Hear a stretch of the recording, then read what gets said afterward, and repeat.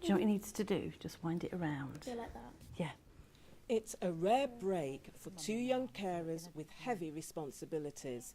Alana and Malika are school children who have to mix studies with looking after their family. I care for my twin brothers, Liam and Ryan, who have autism and learning disabilities. Do you care on your own? No, my mum helps, but sometimes she's a bit poorly because she doesn't get a lot of rest and sleep and things, so she is also very tired, so I need to help her as well as my brothers.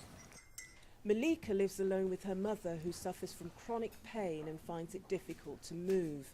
An older sister comes home to help, but much of the responsibility is hers. Just tell me about a typical day. I'll get up in the morning around 6:30, 7, and I would make breakfast myself and help my mum around. I help her get to bed sometimes, and if there's laundry, I put it in, wash the dishes after we've had tea.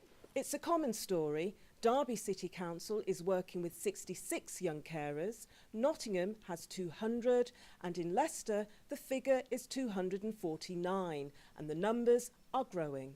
We're seeing an increase in mental health issues. We're also seeing an increase in young carers or young people that are impacted by caring for siblings, and also for some children, I think, the difficulties around maybe caring for parents where there are life-limiting illnesses. Do you think your life is very different to your friends? Yes, because my friends don't have to care for their siblings or their mum, and they can just go out and play on the park and do what they want, when I have to think twice when I want to do something.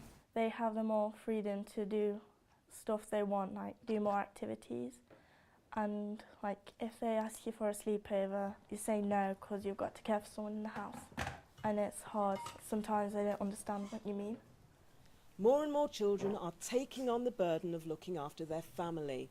New guidelines mean councils have to consider their needs, but many fear cuts in local authority funding means that won't happen, and thousands of children in the region could miss out on a proper childhood.